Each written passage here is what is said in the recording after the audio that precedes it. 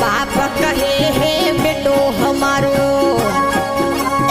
बाप कहे हे बेटो हमारो पुत्री परण घर लावेला। बाप कहे हे बेटो हमारो पुत्री परण घर लावेला।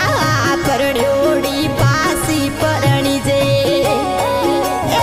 परण्योड़ी पासी परणी जे बहु सुलकड़ी लागेला। परण्योड़ी पासी परणी जे बहु सुलकड़ी लागेला। यसला होय सुयुडे जासी कबुएन पासा यावेला। यसला होय सुयुडे जासी कबुएन पासा यावेला। कैसे देवजी सुनो पांडवो,